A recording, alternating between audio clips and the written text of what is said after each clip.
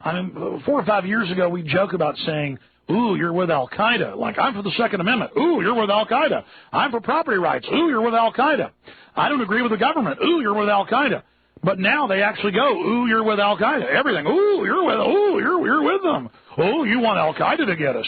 You're working with our enemies to make sure Al-Qaeda can get us. Number one, the National Security Agency doesn't use warrants.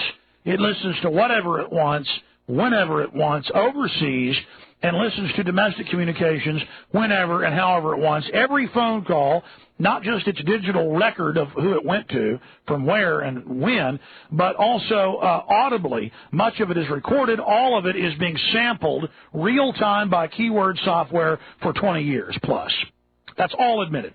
Hidden in plain view, but in industry and governmental publications. You'll never hear it on the news. They'll have some fake debate about, is the NSA listening to you? Should they to stop Al-Qaeda? Why, isn't it reasonable if bin Laden's trying to call his top man in Chicago? Should we get a warrant or should we listen? Give me a break.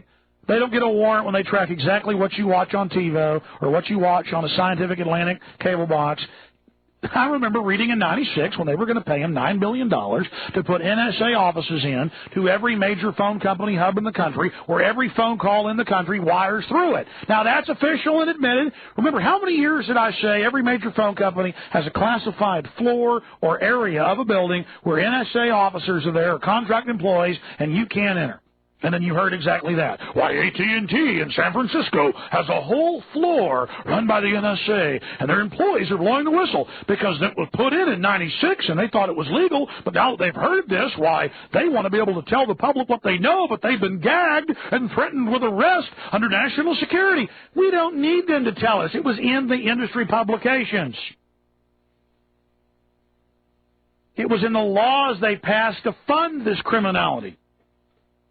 Okay? So it all goes through the government. That's on the record. But remember that when the NSA did pick all this up in 2001, and every time the FBI tried to go out and stop the attacks in Chicago, in Dallas, in Atlanta, in Phoenix, in Minneapolis, St. Paul, in Oklahoma City, in Norman, I mean, these dummy agents, these decoys that thought they were, quote, testing government security by going around saying they were hijackers at every topless bar and running around drunk and telling flight school heads they're going to, crash planes into buildings. All of this is going on. And the FBI keeps alerting to it, the compartments that aren't terrorist, and they get told, you'll be arrested if you stop them. You'll be fired. Don't you tell people what you knew. We'll arrest you. You've got a gag order on you, national security. So, we hear all this talk about we need the NSA to spy on us to keep us safe. The Pentagon, spy systems, the NSA systems, the FBI, they all picked up on it. There was chatter everywhere. I got on air and said, I'm getting told the government's about to attack the World Trade Center. I mean, Alex Jones knew in Austin, Texas, okay? Every anti-terror FBI agent in the country that I've talked to, it was well known it was about to happen. And they were told, you stay off the case. No. So see, point that out to people who want to be spied on by the NSA and act like it's some lollipop they got when they went to the barber shop. It's my spying. They're now equating it with being liberal if you're against being spied on. You liberals just don't want the freedom of the NSA spying on you. I don't have anything to hide. They've been spying on you for the duration of the latter half of the 20th century and intensely the last 20 years. And it's now been openly announced everywhere. So, and the reason they're doing all of this now is so they can openly use it in court against you, so they can openly claim they picked up the chatter.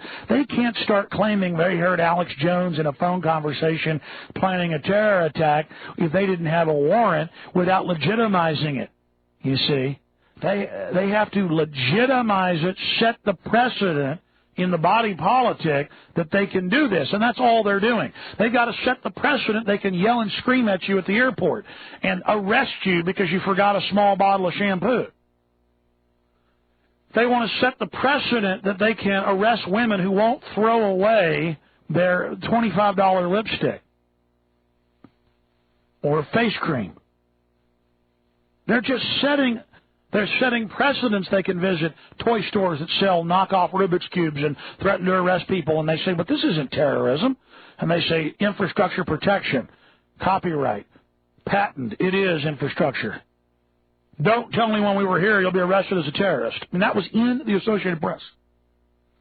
And you're meant to laugh at them. It's meant to be, because if they can send people to a toy store, folks, you see, and even though you don't like it, you get conditioned to accept it. The next wild thing isn't a big deal. In fact, it happens to me all the time. I see some crazy story, and I don't even cover it because I've been conditioned. Oh, yeah, I've seen that 10 times before. I've seen that 30 times before. See, this is all psychology, high-tech, scientifically applied in a cold-blooded manner against everyone. The cops are brainwashed. The public's brainwashed.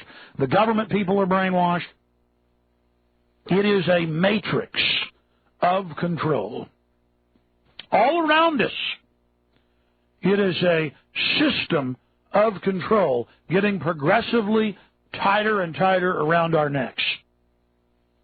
And now they're telling the emergency workers, they're telling the morgue, the morticians, oh, half the public will die soon, and we're going to put everyone out on the ice, at the ice rinks, the dead bodies. Now, obviously, that's probably not going to happen.